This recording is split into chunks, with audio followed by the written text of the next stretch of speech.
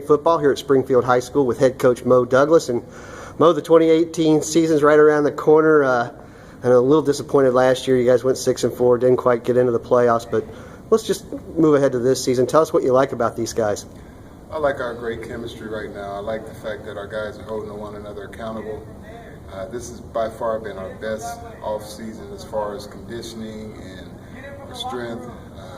Just the attitudes, just everything about this group has been special this off season, and especially this summer. And we're excited about going into this season. You know, last year you didn't close games out. You didn't lose any game by more than 2 touchdowns. Everything was less than 2 touchdowns. How do you approach that this year about closing games out? It's just making sure we take care of the little things. If we take care of the little things, they'll take care of the big. Sometimes I think last year we were looking too far down the road to try to get to week 10, to get to the playoffs, and not taking each game as they came. And this year our approach is going to be one by one. 1 down, week 2. 2 down, week 3. 3 down, but not just looking down the road and just counting their sheep before they happen. You know, when you look at the league, the GFL East, tell us a little bit about that. And man, every team in that division last year went 6-4 or better. I mean, that's tough going every Friday. Yeah, every night you go in there, it's like playing in the SEC West. You know, every week you go in there, you know you're going to be up for a battle. You got to come in with sound, fundamental football, and the guys got to make sure to take care of their responsibilities. And it's just the little things that catch up with you. You got to make sure you win the turnover battles. We got a bunch of teams in our conference that run the triple option, so you got to make sure that you are making sure that you take care of every possession. You know, sometimes I think we didn't account for every possession and try to make everyone finish with a point, be it a kick or be it a score. You know, so just making sure every week that you go in and be ready for whatever comes your way. You know you're going to play against Fairmont. You know Beaver Creek. Those guys are going to try to keep the ball from you. You know, so just take care of your job when you have it. Let's talk a little bit about this team. Your senior class is very good. Your son's in that class. And some of these guys look like they're going from defense to offense. Talk about the class of 2019, your seniors here.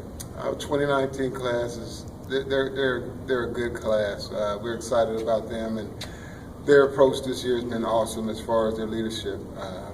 Most of those guys know that they're going to have the opportunity to play on both sides of the ball, and that's what, if I'm a senior, that's what I want to do. I want to go both ways. I want to be a part of everything as far as our team is concerned, because I'm the one that's going to be remembered for it. So if I'm going to be the guy that's going to be catching passes or be it blocking or tackling, I'm going to do my best effort and put my best foot forward, and I'm not going to expect somebody else to do a job that I can do myself.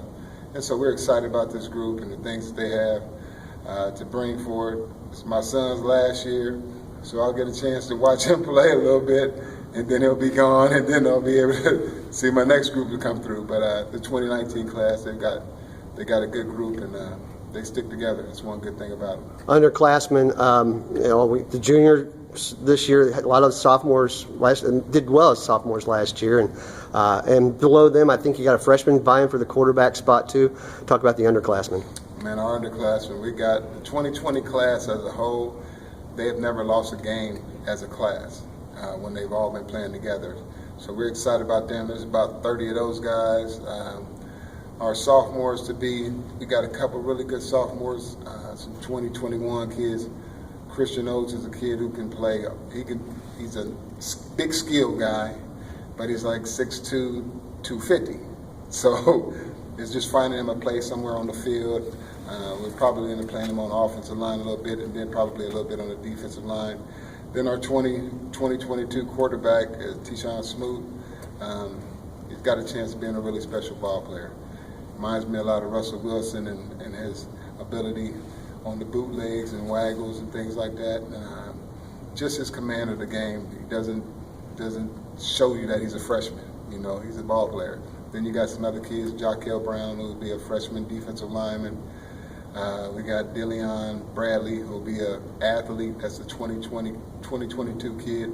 And we just got some really good kids that are in that class that are going to make some big plays for us. I want to ask you one thing before we let you go. You know, I've been doing this a lot of years, and you get kids opportunity to get to the next level, get them offers at an early age. You get a lot of kids before they even hit the varsity level ground that have offers. What is it that you show college recruiters, and what is it about these kids, but you say, hey, this kid's worth making an offer for? You're seeing something in these kids. What are you showing these college recruiters to get them to the point where they say, hey, I'll give this kid an offer? Just showing them the potential. This whole game is all based upon potential, but at some point in time, you got to make plays.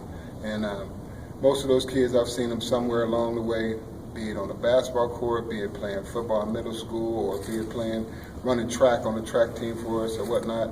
And just having those guys, just seeing something that the college is looking for. If I'm a defensive back and the kid's a 6 foot, 160-something pound kid who's wiry, got great hips, but I've seen him play basketball. I've seen him out there pressing somebody on the court. I know he's going to be a kid that may be able to transition over and play a corner. He's a point guard. Or I might see a big center, and he may be 6'4", 6'5", not going to be a Division I basketball player. In his mind he is, but in all actuality he's probably going to be a tackle or a tight end. And just trying to get those guys to see what I see, some of the things that they're looking for as far as potential down the road. Well, he does a good job of it. That's Moe Douglass, the head coach of the Springfield Wildcats. Look for them to make big news this year.